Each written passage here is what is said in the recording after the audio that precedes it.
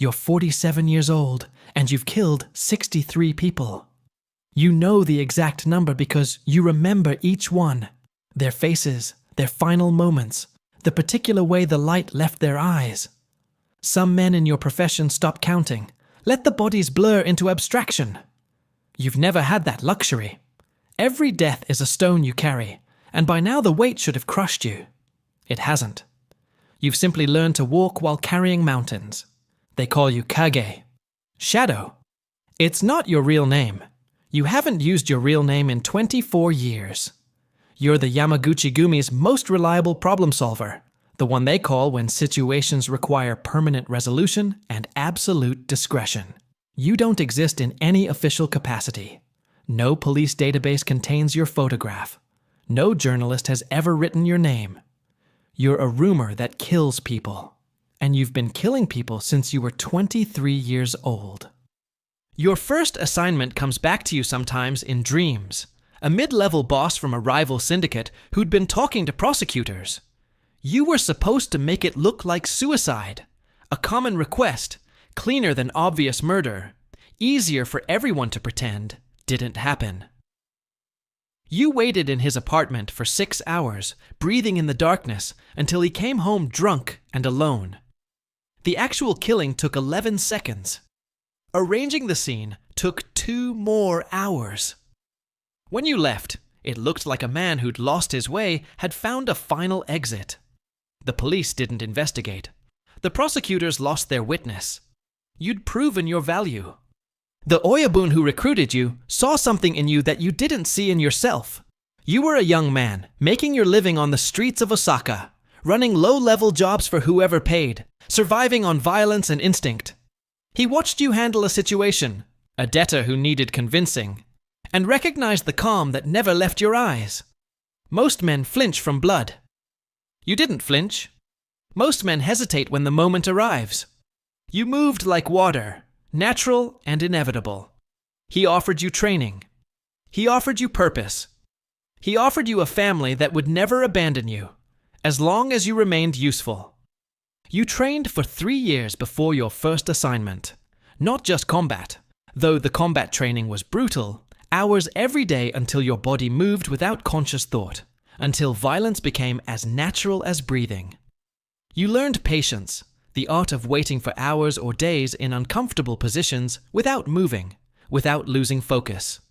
You learned observation, how to read a room, and identify threats and opportunities in seconds. You learned to become invisible in plain sight, to be the person no one remembers, the face that doesn't register, the presence that leaves no impression. You learned poisons and their symptoms. Which ones mimic heart attacks? Which ones leave no trace? Which ones work slowly enough to give you time to disappear? You learned accidents and how to stage them. Faulty brakes, electrical malfunctions, falls from heights that look like carelessness. You learned the anatomy of the human body and its infinite vulnerabilities.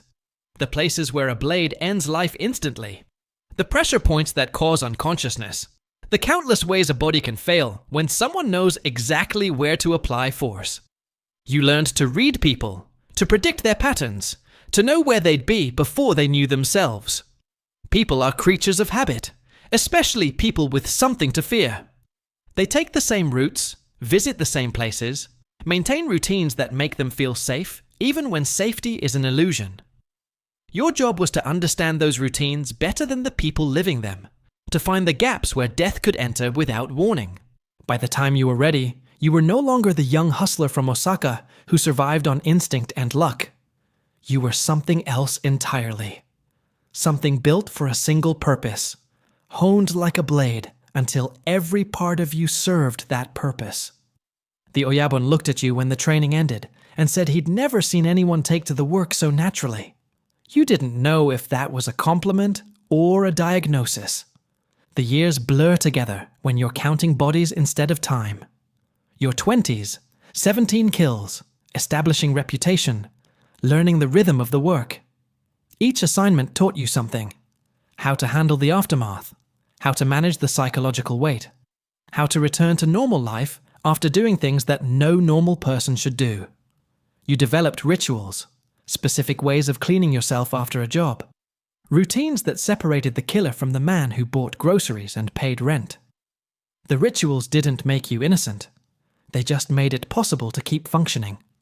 Your 30s, 28 kills, becoming the name whispered when problems needed solving, the shadow that fell on men who'd crossed certain lines. Your reputation grew even as you remained invisible, a contradiction that defined your existence. Everyone in the organization knew what you did. No one knew who you were. You became a symbol more than a person, the inevitable consequence that waited for anyone who betrayed the family. Your 40s, 18 kills and counting, the master of a craft you never wanted to perfect.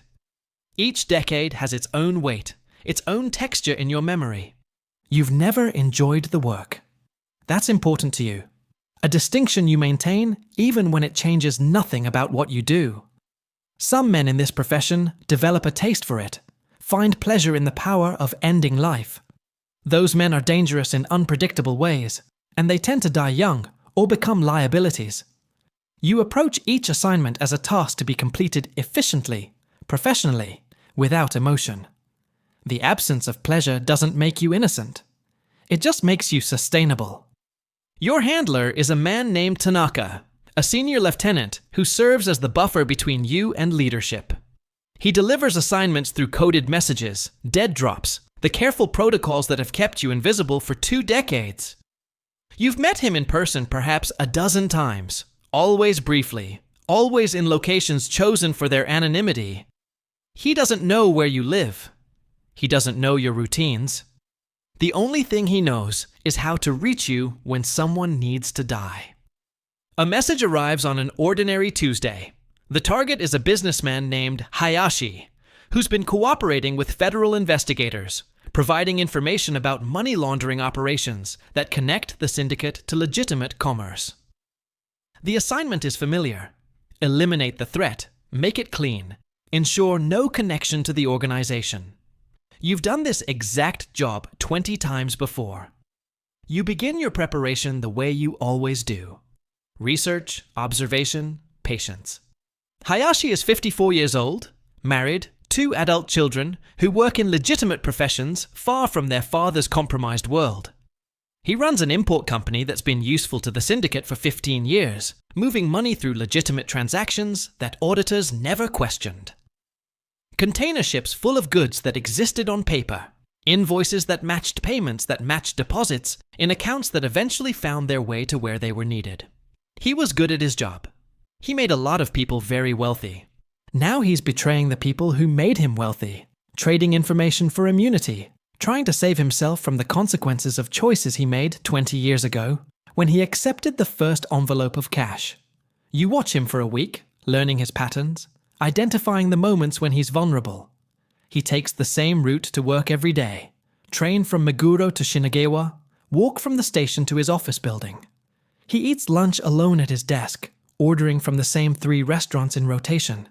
He leaves the office at exactly 6:15 every evening and walks to the train station through a quiet street that empties after business hours when the salarymen have already rushed home and the nightlife hasn't yet begun. The quiet street is where you'll do it. Quick, silent, a knife between the ribs that stops the heart before he can make a sound. You've studied the angles, the sight lines, the timing of foot traffic. You'll be gone before his body hits the ground, before anyone notices, before the weight of another stone settles onto the pile you're already carrying. But something is different this time. You're watching Hayashi eat lunch through the window of his office, binoculars steady, breathing controlled, and you notice details you shouldn't be noticing. His hands shaking as he raises his chopsticks. The way he glances at his phone every few minutes, waiting for calls that make him flinch when they come. The photograph on his desk, his wife, his children, the family he's destroying by talking to investigators, the family he's trying to protect by cooperating with authorities who promised him a new life if he helped them. He's terrified. You can see it in the tension of his shoulders, in the way he startles at small sounds, in the exhaustion of a man who hasn't slept properly in weeks. He's already dead in every way that matters. Your knife will just make it official. He knows he's betrayed people who don't forgive betrayal. He's waiting for the consequence he knows is coming. He just doesn't know that the consequence is already watching him through binoculars from a building across the street, already counting down the days until his patterns intersect with your purpose. You've seen this before. You've seen it 62 times, the particular quality of fear that people carry when they know they're marked. Some of them try to run. Some of them hire protection that can't protect them. Some of them simply wait, paralyzed, hoping that the shadow will pass them by. Hayashi is waiting. He knows he's betrayed people who don't forgive betrayal. He just doesn't know that the consequence is already watching him through binoculars from a building across the street. The kill happens on a Thursday evening.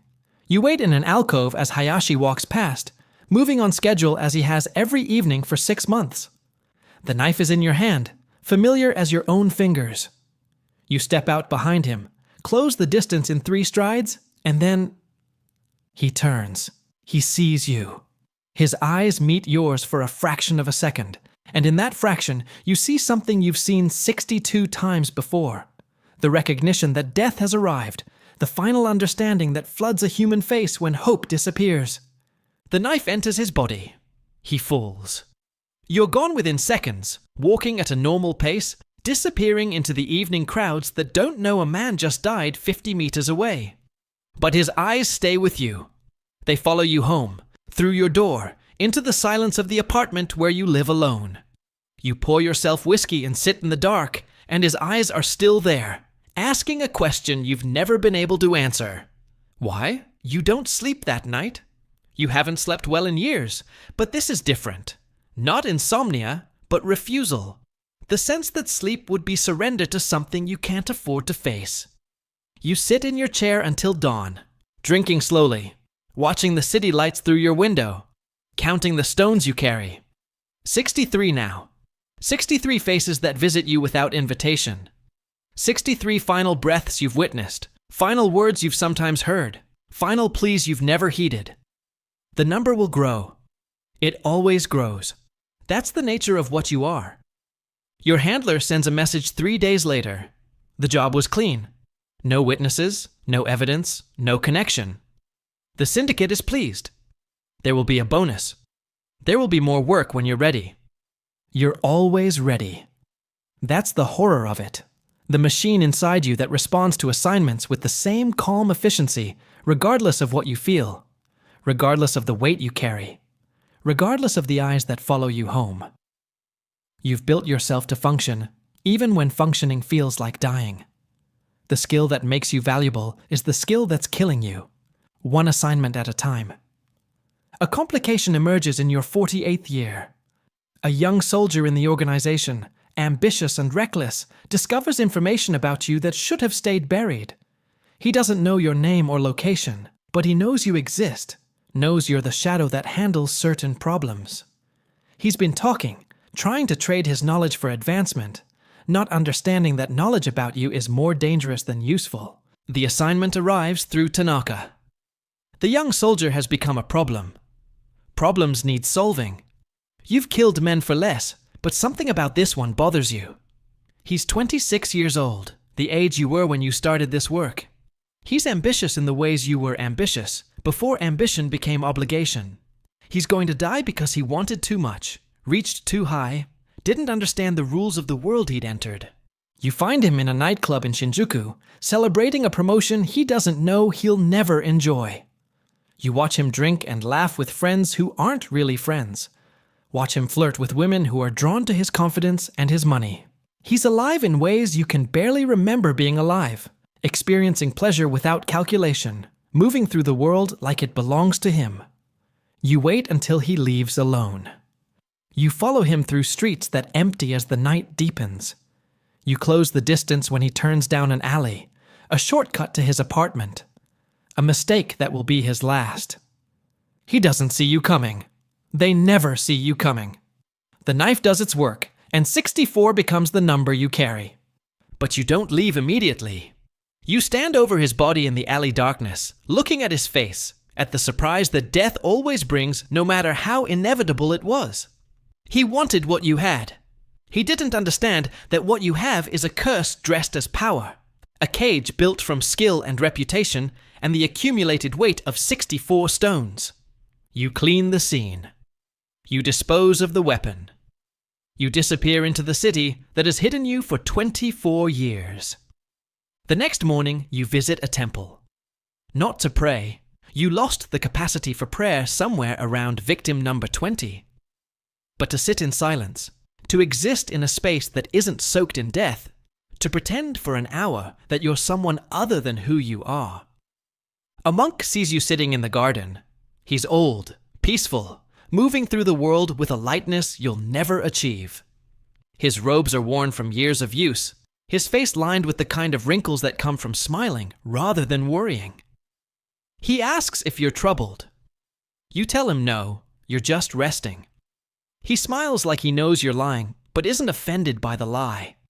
He's probably heard 1,000 lies in this garden, from 1,000 men who came here seeking something they couldn't name.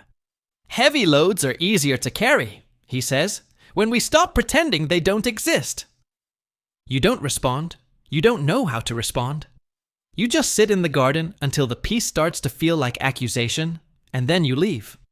You're 48 years old. You've killed 64 people. The number will grow because that's the nature of what you are, and you can no more stop being what you are than water can stop being wet. This is not a profession you retire from. This is not a skill that fades with disuse. You will do this until you can't do it anymore, until age or injury or the inevitable bullet catches up with you. The phone will ring. A message will arrive. Someone will need to disappear. And you'll disappear them, because that's the only skill you have, the only value you provide, the only reason you're allowed to continue existing. Kage. Shadow. Shadows don't choose where they fall. They just follow the light and fill in the darkness. That's what you do. That's what you've always done. 64 stones and room for more. Always room for more. Until there isn't. Until the shadow meets something it can't outlast. Until the weight finally becomes too much to carry. But not today. Today, someone else will carry that weight. And you'll be the one who gives it to them. That's a wrap. The story is fiction, but Yakuza assassins are real. Right now, in cities across Japan, there are men who exist only as rumors, who've perfected the art of permanent solutions, who carry the weight of bodies they can count exactly. The shadows are always watching. The shadows are always waiting. If this made you think, drop a comment. Subscribe for more.